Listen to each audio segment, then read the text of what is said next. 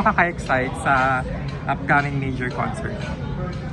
I'm super excited as in I've been thinking about the concert constantly. Sobrang excited ako sa songs na to-perform ko kasi most of the songs that I'm going to perform sa concert ko hindi ko pa nagawa. So, yun.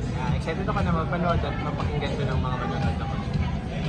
And looking back kanina sa mga questions, ano yung pinakamahirap at pinakamadaling tanong na natanong sa'yo? Ang hirap sagutin question na kanino ko dinededicate yung concert. Kasi my answer was very personal. It was about the passing of my brother and me dedicating the show sa kanya. So, kailangan ko balikan yung very fresh pa kasi. He died December 2022. So, 1 year pa lang siya. So, mahirap siyang balikan sa akin. And the easiest question, ano ba? Anong aabangan sa concert ko? Because lahat ng mga gagawin ko sa concert is already plotted. So, ayun, madali na siyang sagutin. So, it's, yeah. Connected to that, ano yung nilook up ng mga fans mo sa magiging Switch? Ano yung sa tingin mo yung nilook up nila na mangyayari or aabangan talaga sa concert mo? Ayun, I think yung mga fans ko, especially yung mga kilala ko sa TV, excited sila about what I am going to show regarding the switch I did sa theater because konti lang sa kanila yung nakanood ng ang huling LP ko. So I'm pretty sure excited sila na makita yung mundo ko na yun, which is the theater. So mapakita ko yun sa concert.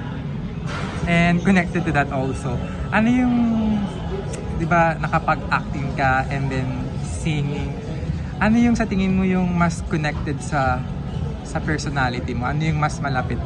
Pagiging actor or pagiging singer, which is? Para sa akin, hindi mawawala sa akin yung first love ko na singing.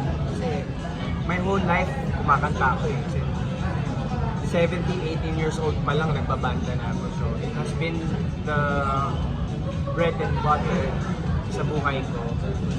But itong ano kasi, acting, I enjoy it also and I love it already because I'm able to express and be a different person.